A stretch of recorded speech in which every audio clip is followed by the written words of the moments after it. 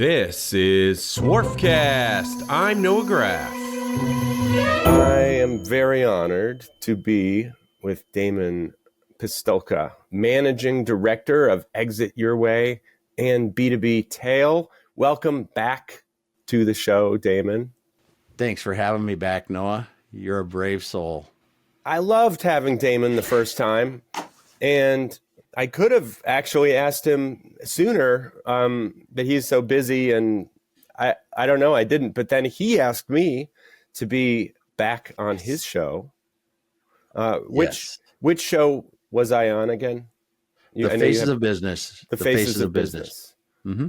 Really cool show. And I have the utmost respect for him because all of his shows are live and he does 2 a week. And it's incredible. All right.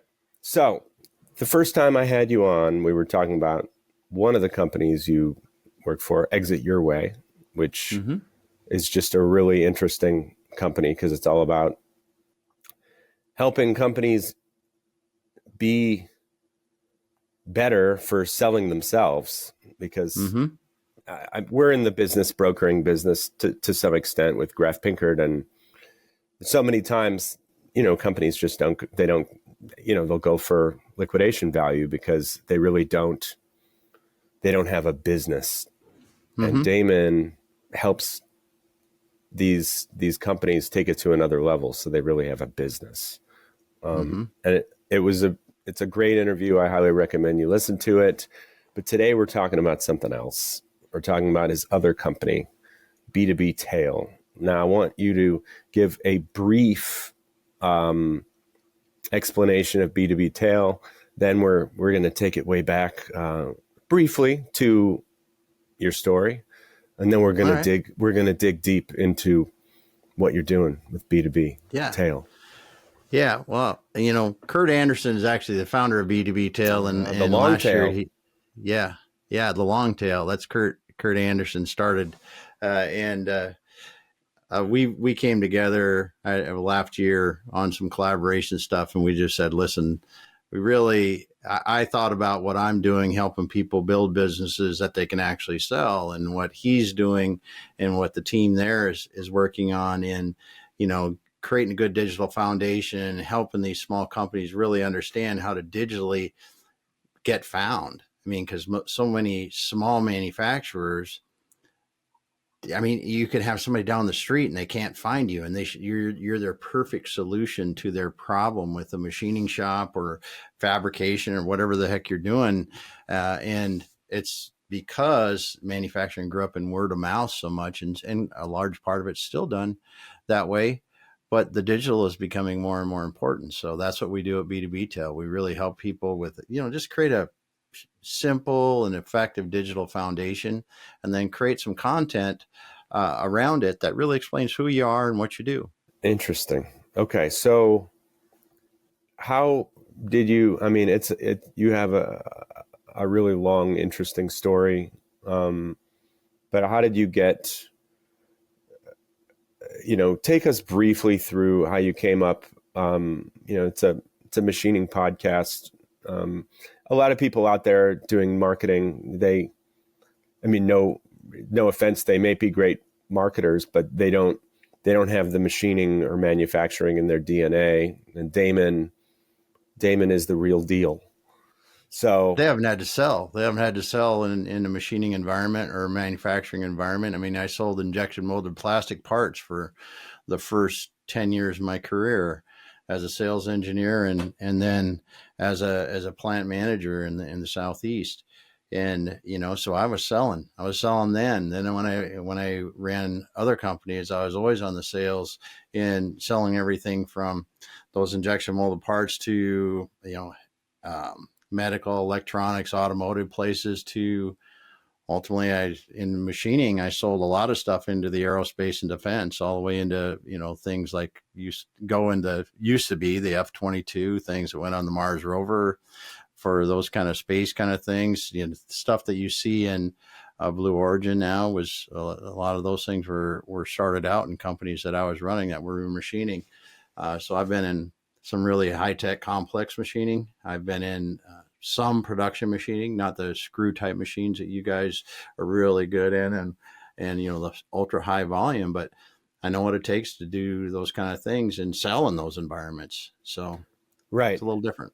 So you have experienced the evolution of it all. And some people start out selling one way, and that's they're stuck in that. But you have perspective because you've seen how it started, and now you've seen how it evolved. Yeah. So, you're in the head of the buyers and the sellers, and I can see why this makes sense for you to be doing this. That said, I mean, I don't know. It's coming to me. It's interesting. Like, you started probably selling when you were in your 20s, 30s. Mm-hmm. Yep. So, I mean, what they say about like music or various tastes, when you're a teenager or you're in your 20s, like you don't change, but some people do. I mean, your philosophy, maybe it's a little different, like being a professional and keeping up with the times, but I could see how it's attractive to just stay with what you did that worked really well because you were really good at it. Yeah. And it's something that it's a lulling, it lulls you into sleep and allows the, to get overtaken in your sleep. I think if you're successful and you're not looking at what's really happening around you. And unfortunately, a lot of small manufacturers, they wake up one day and they realize, oh, my biggest customer went out of business, or my customer went down the street to somebody else that wasn't, or down across the country that wasn't there before, but they found them online. They liked what they were doing, or somehow they met these people. And I really realized that, the buyer's demographic was changing. I mean, obviously, most people that buy aren't my age. All right. So let me interrupt you just a second. Yeah. What are you? You're in your 60s? No, I'm 50. I'm going to be 60 this year. I'm 59. I knew that you were I don't hovering, care, dude. Yeah, I don't care, dude.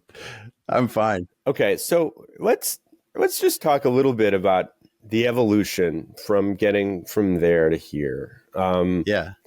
Okay, so you started out in selling in the 80s? Yes. It was the late 80s. I actually sold, probably in the early 90s, the first time I was really selling hard. Okay, so let's go back to the early 90s, selling for manufacturing, and then we'll take it late 90s, early 2000s, and then we'll take it, 2010s, and then into now. Is it possible that you can kind of like put yourself back there and go, well, this is what we were doing back then? Yep. I want to know this because I think it'd be really interesting perspective. Yeah, you were buying the manufacturing books. I remember, what is it there? There's a manufacturer. Thomas Register? Thomas Register. You're looking at the Thomas Register, and you were trying to find companies around the area where you were. I mean, you would sit and look in the books, right? And then you'd call those companies, and we would call the companies. You'd set up appointments, and you get on the road. So this is like 1991, 92. Yeah, this is before pre-internet days, right? Mm-hmm. How do you go and meet the buyers at, the air compressor manufacturer down the street, or it's in the town over from you, or, because that's at that time, that's where we were selling to. We were selling to the DeWalt's and the Purodenzos and the other companies like that. So how do you meet the Purodenzo buyer? So you either know somebody that knows them and you're working into that way, or you're calling and just networking your way into the place. See, to me, like knowing how Graf Pinkert, our used machinery business, used to be in the good old days. Mm-hmm. People would look it up in like the machining, automatic machining, like the one trade rag, and they'd see our big ad, and then they would call, or they would know us from something, or maybe they would drive around and find people. But it was awesome, I guess, if you were like an incumbent, if you had already been there and you had these contacts, like it might have been hard to break in, but like you were really good if yeah, you could do it. yeah, So in a yeah. way, it's harder and it's easier. Mm-hmm. Okay, so first it was driving around, looking through books, making phone calls, and then take it to the next stage. When would that be? Mid 90s or late 90s? You know, when the internet started, we really didn't even at the companies I was in, we really didn't even have websites until I can remember like the early 2000s is when we really started to have a website, right? And that's all you had. It was just kind of like a placeholder. Yeah, So you're still doing billboard. that kind of sales. You're still, as a billboard, you're just still doing the same kind of sales. You were able to search a little bit more. There were starting to be some online directories, but still it was largely in manufacturing anyway. It was largely the thing is are you going to go to trade shows and meet people? You're going to go meet them at the local economic development. At that time, we start to work more into the Society of Engineers, manufacturing engineers and other things like that to really try to talk to those people that way. But Right. by and large, it was still a lot of the same thing, but networking really rolled in a bit more. Associations Yes. still was huge, trade shows. Yep. Things that may still be underrated today, but they still have their place. Oh, they do. They do. They definitely do. Yeah, it's Especially all sort with of people that utilize them, right? Yeah. exactly. I mean, it's kind of a hybrid. Okay, so you started seeing like the baby stages of it. What was your experience with manufacturers reps back then? Was that a We thing actually that were, you did? yeah, we were successful using some manufacturers reps when we moved into the Southeast. We actually, I believe, they were really helped a lot in the beginning, but it was more of a partnership at that point. I was traveling with the manufacturers rep a lot of time, and I was developing contacts, and they were developing contacts, and we were hitting them all just to be able to, you really wanted boots on the ground, and we were canvassing hard. So it would be But like you'd know the manufacturing rep, they would hook you up, and then you guys would go together to visit a yeah, place. yes, That's interesting. yes. Yeah, because in the molding, and especially if you're going to go into a big place, you're going to talk to people. They'll have engineers in the room. They'll have production people in the room. They'll want to know, do you know what the hell you're doing? I mean, because that you got to think this was pre-internet. They didn't. The buyers at that time were just under a different amount of pressure because they had to meet people to figure out, is this company even close to, somebody can even get close to what we really need. And then they had to get their technical people in to do it. So the buying process for them was a lot more challenging because there wasn't that information at their fingertips. Yeah.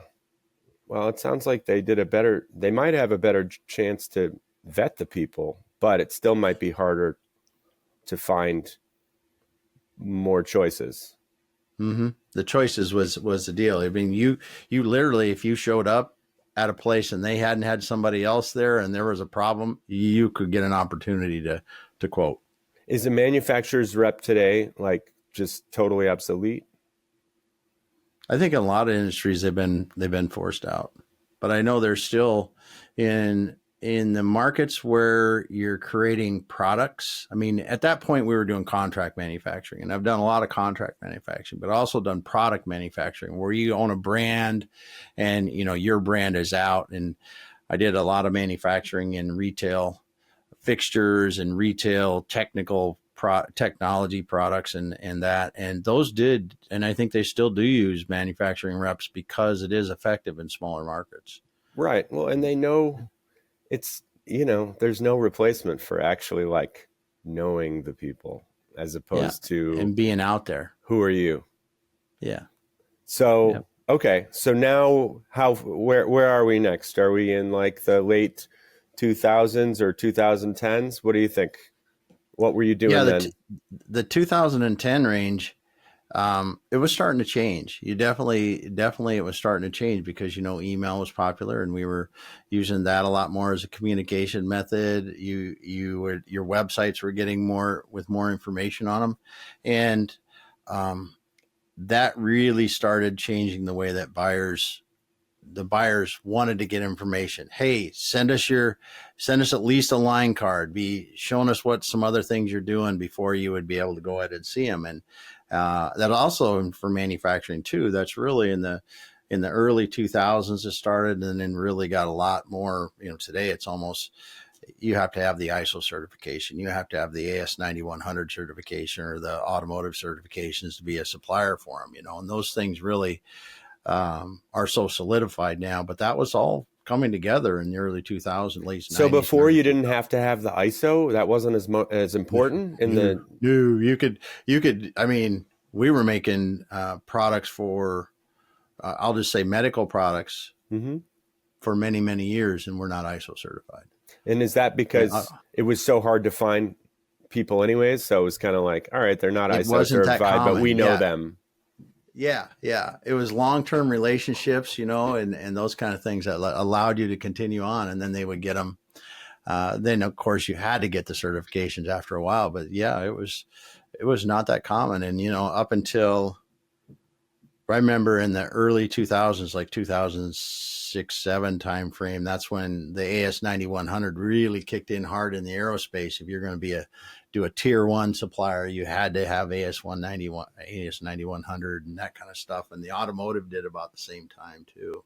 Interesting. But, yeah. I had never heard the word ISO until 2008 for some reason. I mean, I don't know why. I was just out of it. I guess maybe it wasn't as out of it as I think I was now hearing that. Remember, I was on a trip to Japan. It was this like press junket thing. It was amazing. They paid for me to go to Japan on business just to like write for our trade magazine. Like, yeah. Oh my God. Very cool. And I'm going, and I meet this woman who, she was working in a family business, and she's talking about ISO.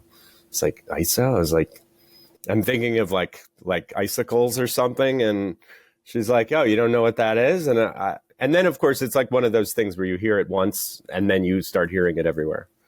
Yeah. Okay. That's really interesting. So ISO and credentials became a thing, and internet it's really starting to get going. Broadband it's getting going to some extent. Were you still selling then? Yes. I sold all the way up until, it was 2009 and 10. I was still selling. And then even after in consulting clients, I was helping them sell. Okay. Yeah. And so then what happened with your career and how did it coincide with the way selling was evolving? Well, I stopped working for companies. I owned my own firm, and I really enjoyed working for the private equity companies like I was able to do in the last, 5 or 6 companies and do that. And I wanted to help founders build and sell their companies. And I'd always wanted to do it. I'd want to do it for 15 or more years before I did it. And I started doing that, and it was really, it was a lot of fun. And I was introduced to business brokerage, and I wasn't too sure about the business brokerage, but I really like the fact that when you can work with somebody, make sure their business is really good to sell and sell them. And that's what we were focusing on doing.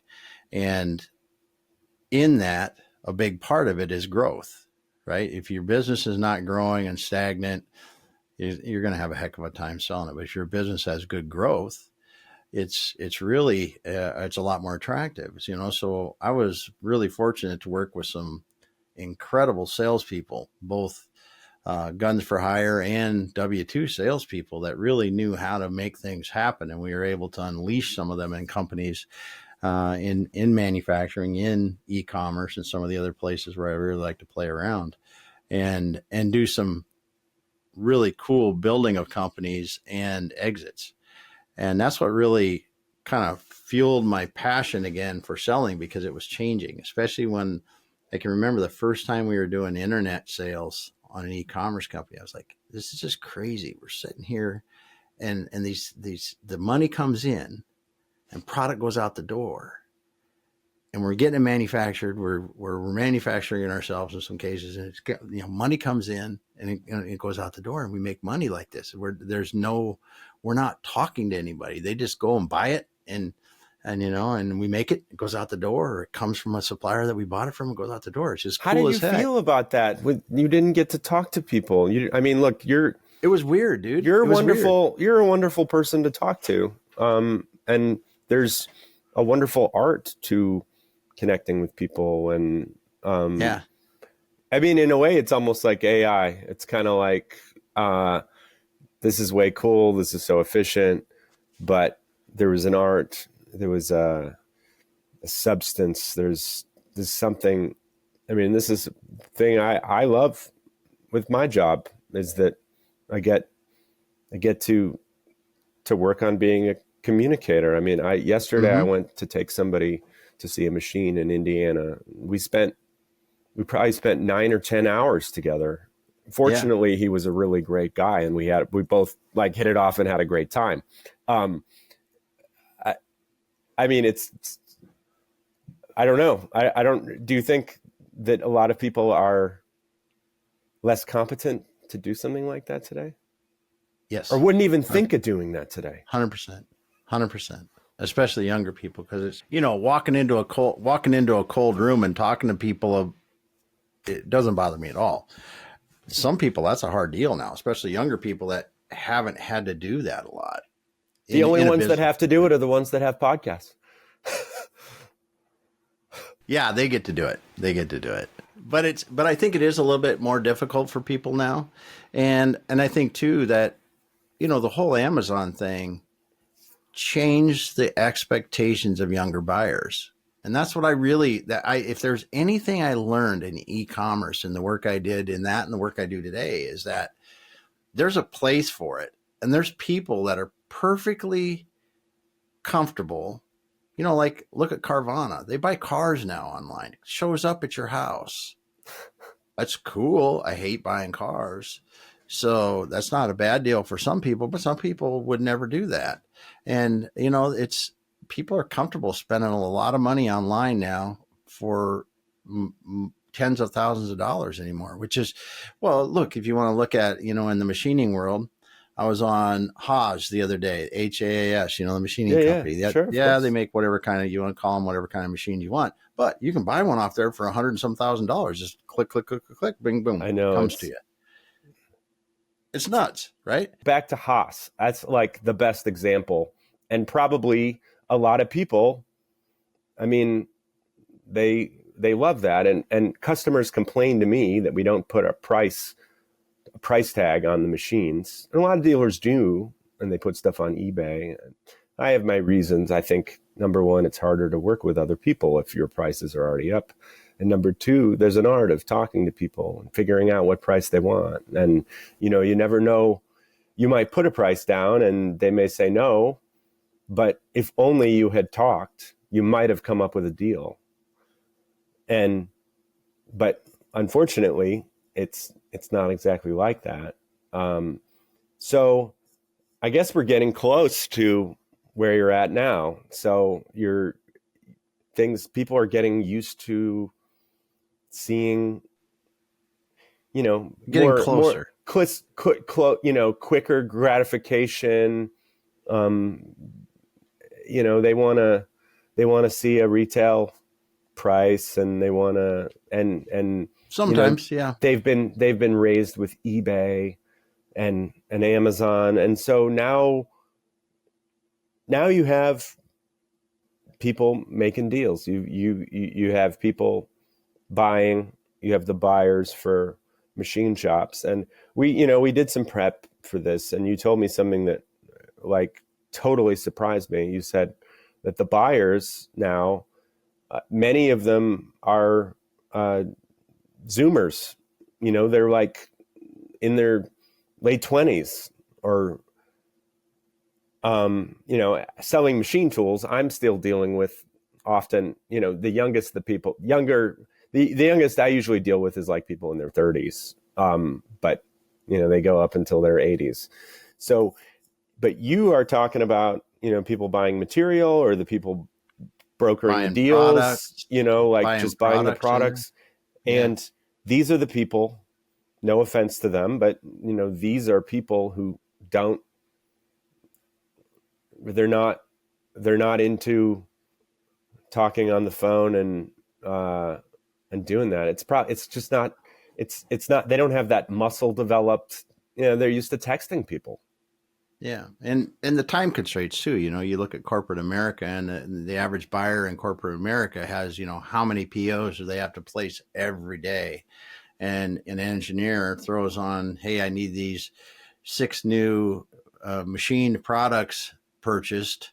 We need, the R&D quantity or the development, and then we got to get production quantity quoted, all this kind of stuff. And that buyer doesn't, they don't know what machined products are. They know they got to go to a CNC shop, but half of them they don't even know what it looks like if they sat it on their desk, Interesting. So they really, they don't know. Not only do they not like talking on the phone, but you're saying they're a bit in over their head as far as knowing what they're buying. Not a bit, most of the time. Then how do they get to these positions? Well, it's purchasing people. Purchasing people are much different than an engineer or a manufacturing person that's building a stuff out on the floor. That's true. The person, the engineer designs it, and they said, okay, I need 100 of these, or we need 10,000 now that we've proven this product out, and they give it to the purchasing person. The purchasing person, their role is buy it at the quantity, the quality is expected, and at the lowest cost you possibly can. That's their deal. That's why they're in this role, is to go to 2 or 3 places and see what we can get it for, and figure out which supplier can sell it, make it the best, which supplier is set up to do it the best, and get it here on time and get it here, relatively close to the lowest cost. And they're buying hydraulic hoses one day, and the next day they're buying CNC parts, and then the day after that they're buying wiring harnesses. You might get lucky and find a commodity buyer that's buying, okay, all I buy is plastic products, or all I buy is metal products. But most of the time you don't. In a smaller manufacturing company, they're buying everything. True. But then you would think that after they do it a couple of times, they get educated in one thing or another and sort of know what they were doing. Somewhat. Yeah. Yeah. Oh, but their thing now is they want to be able to do a lot more research, because when they're sitting at home and they're figuring out what's my next pair of shoes I want to buy, or what TV I want to buy, they can go on Amazon. They can look at 17 different TVs and go do the comparison, do all that kind of stuff. They want to do that at work. They want to, so I need a CNC. I need someone that can make this metal fabricated enclosure, right? Okay. I'm going to search it up like I do on Amazon. I want to find the 3 different places that can serve it up for us. Why do I like Noah's company over Damon's company? Give me the reasons why. Does Noah, is he involved in the community? Do they have cool graphics? Whatever it is that they're tripping them out on it. They want to be able to do that. Right. And that is what brings us up to what you are doing now. So you are in the business of going to these companies who want to sell their product, want to market. Because it is an interesting puzzle. Like, I'm a job shop. It's one thing if you're making a product and you can say, look at our product, it does this. This is how it can solve your problem. Look how awesome it looks. Check it out on Instagram. But if you're a job shop and you're making parts that go into stuff that it's a bit abstract of, but a pin, it could be going into aerospace or medical or plumbing or whatever. And so how does that person differentiate themselves and make them be the supplier? And that's basically what brings us to what you're doing now, correct? Yeah. I'm still helping companies that I've worked with for a long time get sold and their exit, and those things. As I work with new companies, though, a lot of my focus is really modernizing their sales methods, because they aren't going to get sold if they don't. Yes. and just helping these founders build more valuable businesses. Because that's, you know, going back to my deep passion, it's just helping these founders build a business that really gives them the life and if wealth is what they need, that's what they're giving them what they want. But, and showing them how this is done, how that buyer is going to look at them, because everybody is working in their business. You know, they're that metal fabricator or that CNC shop. I'm making these parts for these customers. That's what I'm doing day in and day out. And they're not thinking about, how does Susan down the street that works for this corporation that needs to place parts just like I'm running in machines now, how do I show Susan that I'm right for her, for their company, their situation, you know, and really show them it's how a to do that. difficult puzzle. So Yeah. so you you seem to have a formula that Oh, yes. that is working. So Yeah. what is, give me the basics of the formula. Okay. So learn who you're going to say no to, first of all, right? You probably have a long time ago, and it probably may have been even done before you were, because you would not sell a certain kind of machine, right? Yep. You've said no to some things. So the first thing that a job shop should not do, or should do, is say, not try to talk to everyone or make it look like you can build anything for anyone. You might be able to, if you really wanted to.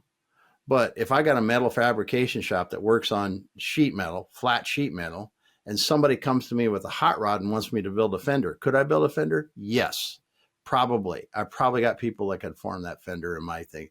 Could I do it efficiently and make money, man? No way. Is this one of the things you guide people on? You advise people we guide on them this? on. You focus down into it. Like, we're talking with a machining company a couple of weeks ago. It's like, listen, you can make anything for anybody. That's true. But you've made a lot of different kinds of gun parts. You've made a lot of different kinds of, those round, because it had that kind of equipment. It's like, you make these kind of parts. You're really good at it.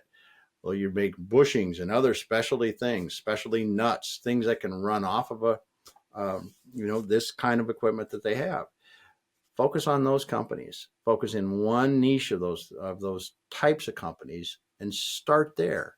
And then once you see success, because what all of your marketing then helps Susan understand that you are the person to build their kind of parts.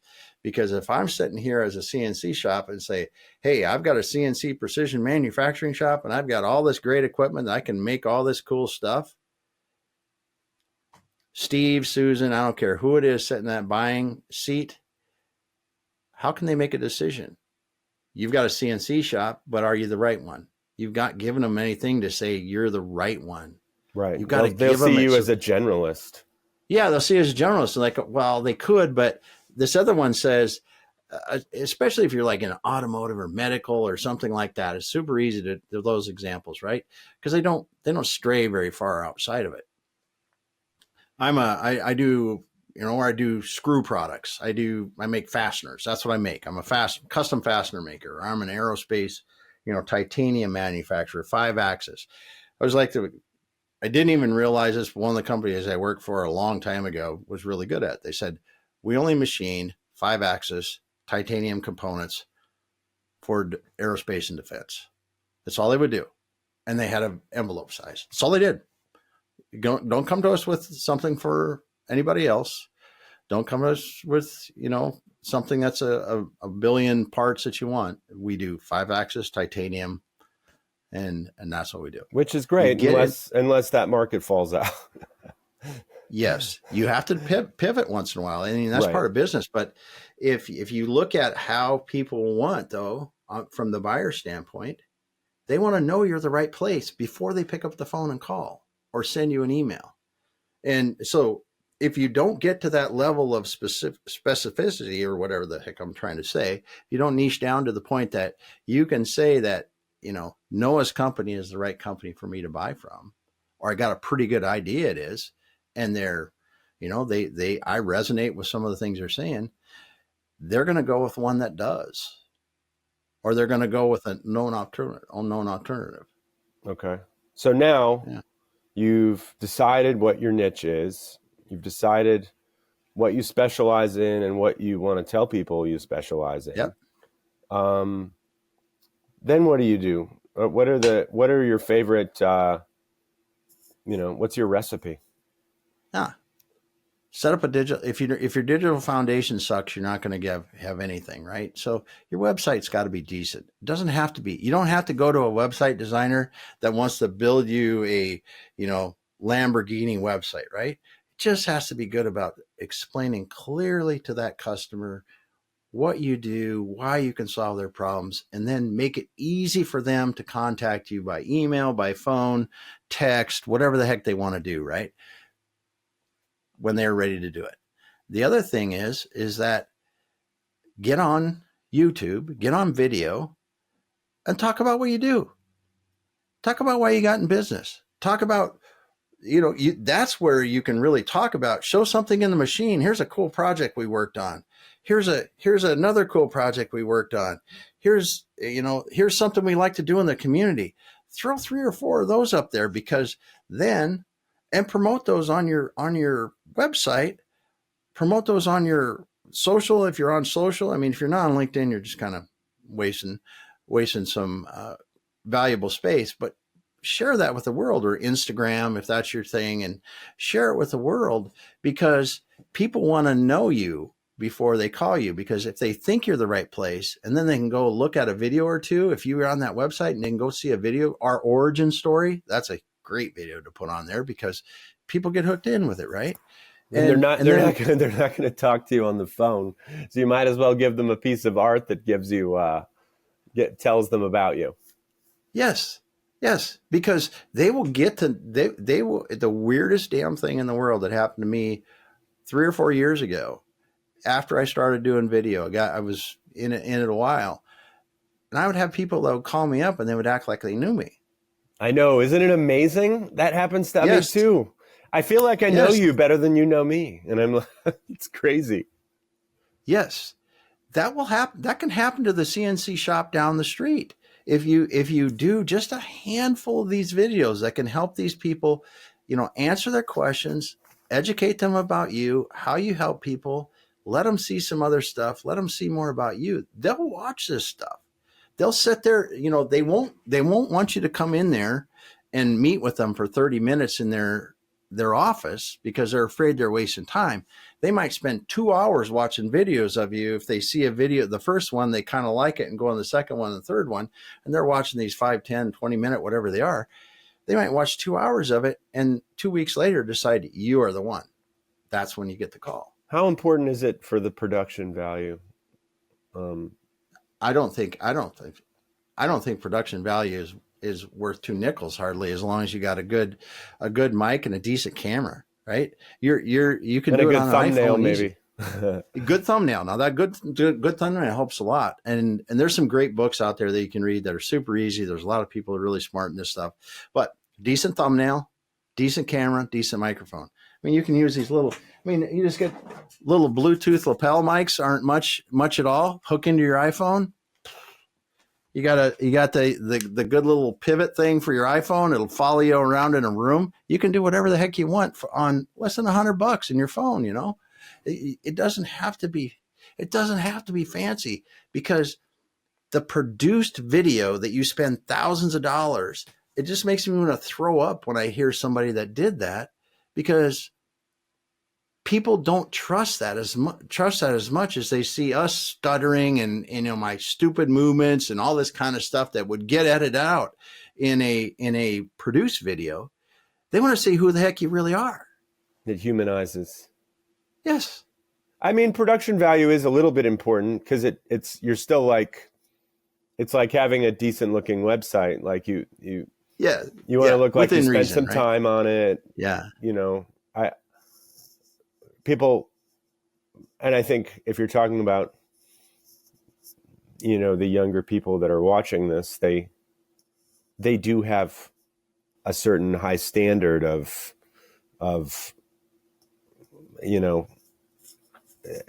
oh, come on, like his camera looks like crap. Like they may be thinking that. That said, it's interesting how, yes, you have a video of a machine running. Some people will just watch that shit. They will just watch it. Yes.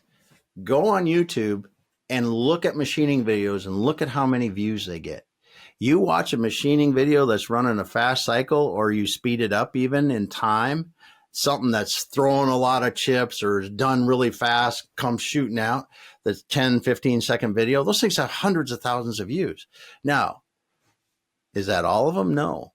But if you're mixing that in on your YouTube channel with origin story, with here's another cool project we had, they're going to see that. And and if you're going to show a little bit of that machine running in that cool project, you're going to get the views you want, and it's going to help people make a decision. All right. Let's talk a little more about what you'd say in these videos. So you say origin story. I mean, I see the point. It humanizes you. It's still, it's sort of trite. We've been doing this since whatever, but at the same time, it gives you credibility. If you can tell them we've been doing this for 50 years. Yeah. I mean, how long have you guys been selling machines? 80 years. Yeah. I mean, that's something you definitely should brag about. Yeah. You talk about, was it your grandfather started the business, or your grandfather's father? Yeah. It's like that's the kind of stuff that shows people that, hey, we don't just do this as a hobby. We just didn't start last week, and I got some trust fund money that threw us into this thing.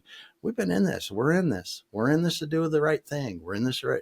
Okay. So what if you did start last week and you did have some trust fund money?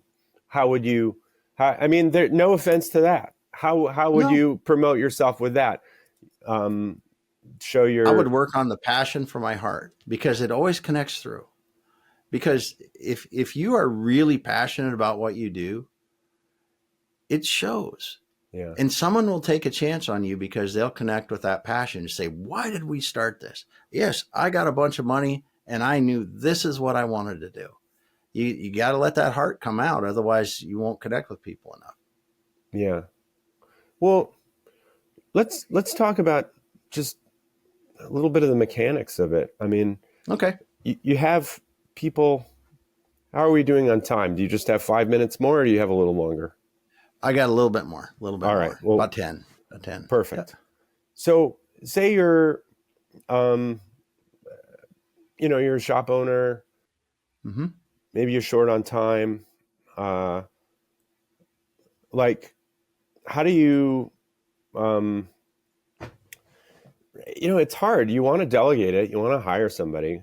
But then again, like sometimes the only people who know what you know is that.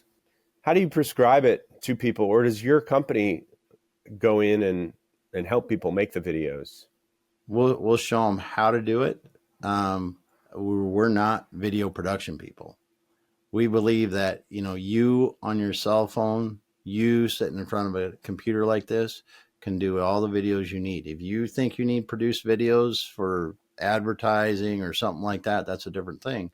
But the videos that we concentrate on are purely to educate and help people understand who they're going to do business with. Out of the social media, you mentioned it. Would you say YouTube and then LinkedIn, those are the two sweet spots? Yeah. Yeah, Instagram for the right audience. I mean, if I was marketing something that was a product that was there, or even machining gets a lot of views on the Instagram too. I just don't know how much buying goes on Instagram, and that's what you really have to look at too. Is because LinkedIn, I mean, social media. Let's just back up social media. Very, very few people are going to sell as a manufacturer on social media. You're just there to meet people. That's where you're really to do. And that's why I think LinkedIn is such a good place to meet people, because you can see that Steve works at this company and see what Steve's about. Get to meet him, meet him first digitally, then get on a call, talk to them. Then if they're looking at your website, give them some good information that might help them figure out what their challenges are. See if you can help connect them with something good, educate them, whatever it is. then they might buy from you down the road. Right. And people are less likely to, nobody wants to answer the phone. However, if you were to meet them on LinkedIn, then you could set up a call from LinkedIn. Mm-hmm. Yep. Yeah. Yep. And that's the machining company that I was talking about. They've been doing that and doing it very successfully, meeting association people, other manufacturers in the area, meeting, potential customers that way, but just really trying to meet great people and help them. Just see what's going on in their world that you could possibly add value to. Quick, AI. Where are you seeing AI and prescribing this for people? How can they use that in their marketing? Okay, so for me, AI, I'm not an AI expert by any. I play with it a lot. I use it a lot, and really, my primary use is this: if you take enough time, and I'm not saying hours, but if you sit down as a founder of your company and you punch into Chat GPT and you say, "Hey, I want to do a 60-minute video. I want all the questions I should answer to inform a custom GPT about me, my company, anything you want to know." It'll kick out the questions. Interesting. All you have to do is shoot a video, shoot an audio, whatever you want, of you answering those questions. Read them off, answer the darn things. Take the transcript, turn it into a PDF, upload it into your custom GPT, and that thing will know more than you ever. Trust me, everybody. I did not do this before this interview. I came up with these questions on my own. He did, but it's an effective way, because then what it does, when you want to do writing, you want to do any creative content, it can take what's out in the world now, apply it to your situation, and help you get from 0 to 50 or 0 to 60, 0 to 70. And that's where we all struggle, because you go, "Oh, wait a minute, I need to be writing a blog post." Well, what am I going to write it on? What am I going to, where do I start? Anything like that. An idea for a video that would help your customer. Okay, yeah. I don't really know today. Click. Now it knows something about you. Said, here's 3 that you might want to use based on your situation. And that's where it really helps you as an idea originator, I think, more than anything now. Yeah, there's all kinds of other advanced junk that it's doing in other places. But no, it works. It works surprisingly well. I think it's being detrimental for people's idea muscle. But that's a whole nother conversation. I fight against it. I do use it, but I refuse to have it write a blog for me. It's partly ego. It's partly morals. It's partly, I know I'm better than that. I think. A couple other things. I'm always sort of obsessed with serendipity. Give me something serendipitous that happened either recently or something important in your life, physical, personal or professional. Well, I see things happening around, my life. I mean, I don't know why. And I just think about this a lot. I said, as I changed my attitude into believing more in serendipity and more in, just trusting in the universe has got the right things coming for me and really being into it, my life has just gotten so much better. I don't even know how to say it. And does it mean that I, added a couple zeros to what I've got in the bank? Nope. But my life has gotten so much better. And then I see in business, I look at the same thing, having faith, and we're doing the right thing. We're making the best moves we can and doing the right thing to others that we're doing business with. And I see things in business starting to shift for us. Like, I've got a client that we were trying to buy a lot of different companies in the last few years. Successful on a couple out of a lot. Yeah. We've been approached by 3 of several of them or more in the last 6 months for us to come back and buy them now. But we're in a situation where it's no longer attractive to us, and they're in a situation where they need to be bought. So So you're it's trusting just yourself. You're trusting your nudges. yeah, it just that serendipity it really, really comes around. Very interesting. And doing the right thing with people. I mean, it's just not that serendipity doesn't work if you're going to be an ass or treat people wrong or do business wrong with the other side. It's got to be for the right reasons. And I didn't realize how important that was. Very interesting. Just anything else you'd like to say to the people of the world? And we can drop the mic on that one, though. I mean, that was so good. Dude, I'm just glad to get to talk to you again. Thanks, Noah. Awesome. Thank you. I can't wait to talk to you. I'm going to be on Damon's podcast in a couple of weeks, I think. Give yourself a quick plug again. Everything. Yeah, the Faces of Business. We're live on Tuesdays at 5 p.m. Central. And we are, you can find us on the podcast channels. You can find us on YouTube, and you can find us on exityourway.us.com.ca, wherever you want to go, and you will get to us there too. And you do the live stream only on LinkedIn or on where? Oh, I do it on LinkedIn, YouTube, X, Facebook, and Twitch. Oh my God, he's got so much. You've got so much chutzpah doing it live all the time. I really, really have a lot of respect for that. So well done. You bet, Noah. Thank you so much.